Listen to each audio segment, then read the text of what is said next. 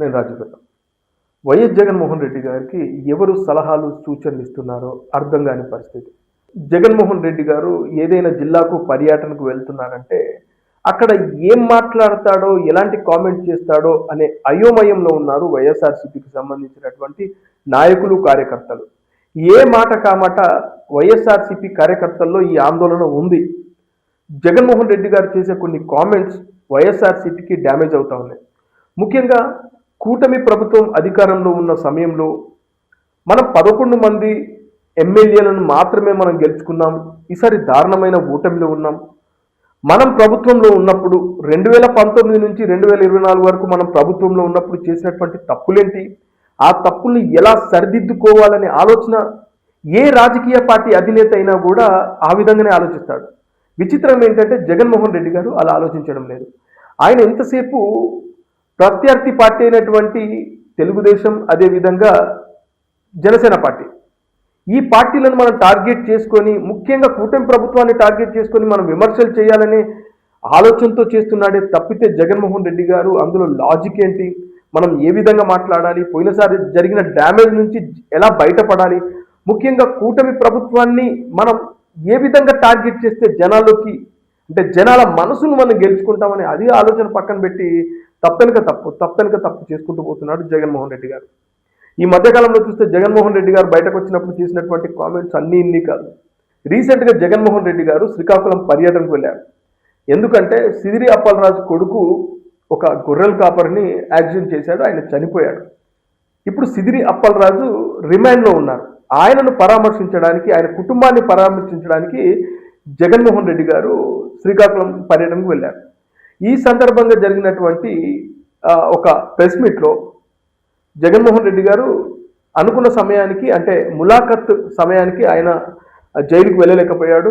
ఆ తర్వాత ఆ జైలు ముందు పెట్టినటువంటి ఒక ప్రెస్ మీట్లో జగన్మోహన్ రెడ్డి గారు చేసినటువంటి కామెంట్స్, ఆయన ఏమంటాడంటే, సిదిరి అప్పలరాజు కొడుకు ఒక 18 ఏళ్ల యువకుడు, అతనికి ఏమీ తెలియదు, ఏదో పొరపాటున ఒక వ్యక్తిని గుద్దేశాడు, అతను చచ్చిపోయాడు, అతనికి 45 ఏళ్ల వయసు ఉంటుంది, ఆయన వయసు కూడా అయిపోతుంది, ఆ చనిపోయిన దానికి 2 కుటుంబాలు కూర్చొని మాట్లాడుకొని సెటిల్ చేసేసుకుంటే సరిపోతుంది, ఆ విధంగా కదా ఈ ప్రభుత్వం ఆలోచించాలి, కానీ దీన్ని కుట్ర చేసి సిదిరి అప్పలరాజును అనవసరంగా ఇరికించారు.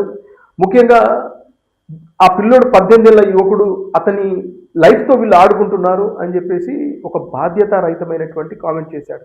అంతేకాకుండా ఆయన ఏమంటాడంటే, ఒక మాజీ సీఎం ఇతను జగన్మోహన్ రెడ్డి గారు, ఆయన ఏమంటాడంటే, ఇరు వర్గాలను కూర్చోబెట్టి మాట్లాడి వాళ్ళకి ఎంతో కొంత డబ్బు ఇచ్చేస్తే సరిపోతుంది కదా, ఆ బాధితులు ఎవరైతే ఉంటారో వాళ్ళకు న్యాయం జరుగుతుంది కదా అంటాడు. అయ్యా, నువ్వు మాజీ సీఎంవి, ఇలాంటి మాటలు ఎలా మాట్లాడతావు? అసలు నీకు ఎవరైనా సలహాలు సూచనలు ఇస్తున్నారా, లేకుంటే జగన్మోహన్ రెడ్డి గారి తత్వం ఇంతేనా అర్థం కాని పరిస్థితి. కానీ ఆయన చేసిన కామెంట్స్ చూస్తూ ఉంటే నిజంగా చాలా చాలా ఆశ్చర్యకరం, అందులోనూ బాధాకరం. ఎందుకంటే ఆయన మాజీ సీఎం, చట్టాన్ని గౌరవించాలి, తప్పు చేసిన వాళ్ళకి శిక్షలు పడాలి. ఇక్కడ జరిగింది ఏంటి, జగన్మోహన్ రెడ్డి గారు వాళ్ళని వెనకేసుకొస్తున్నాడు, పైగా బాధితులకు 4 రూపాయలు ఇచ్చేసి వదిలించుకోవాలంట. ఇదేనా మన రాజ్యాంగంలో రాసింది? అలా మన చట్టాలు ఒప్పుకుంటాయా?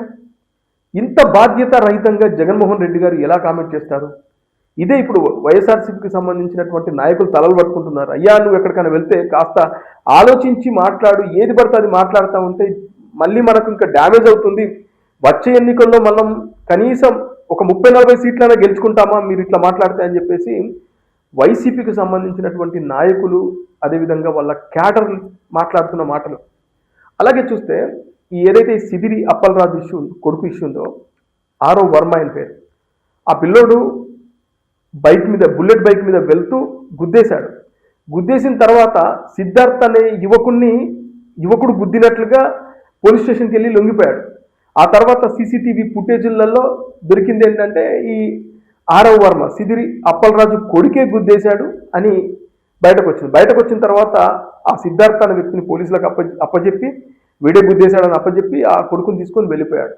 జగన్మోహన్ రెడ్డి గారు సిదిరి అప్పలరాజుకు కానీ, అదేవిధంగా ఆయన కొడుకు ఆరవ్కి కానీ చెప్పాల్సిన విషయం ఏంటంటే, అయ్యా, ఒక పేదోని మీరు గుద్దారు, ఆ కుటుంబం ఇవాళ రోడ్డు మీద పడిపోయింది, ఇంత బాధ్యతారహితంగా మీరు ఎలా డ్రైవ్ చేసుకుంటూ వెళ్ళిపోతావు, పైగా నీ కొడుకు గుద్దేసిన తర్వాత వేరే వాళ్ళని గుద్దాడని ఎలా నువ్వు పోలీస్ స్టేషన్కి అప్పచెప్తావు, నువ్వు మాజీ మంత్రివై ఉండి నువ్వు చదువుకున్నోడివి, ఒక డాక్టర్వి, నువ్వు ఎలా ఈ విధంగా నీ కొడుకును వెనకేసుకొని వస్తావు? నువ్వు నిజంగా ఒక మాజీ మంత్రి అయి ఉంటే, నీకు బాధ్యత ఉంటే నీ కొడుకుని తీసుకెళ్ళి అయ్యా నా కొడుకే గుద్దేశాడని చెప్తే ఎంత గౌరవంగా ఉండేది అని చెప్పేసి జగన్మోహన్ రెడ్డి గారు మాట్లాడితే, ఇవాళ జగన్మోహన్ రెడ్డి గారికి అటు మీడియాలో, సోషల్ మీడియాతో పాటు జనాల్లో కూడా పెద్ద ఎత్తున మద్దతు వచ్చేది. జగన్మోహన్ రెడ్డి గారు కరెక్ట్గా మాట్లాడారు, కానీ దానికి విరుద్ధంగా మాట్లాడి ఇవాళ అబాస్ పాలవుతున్నాడు.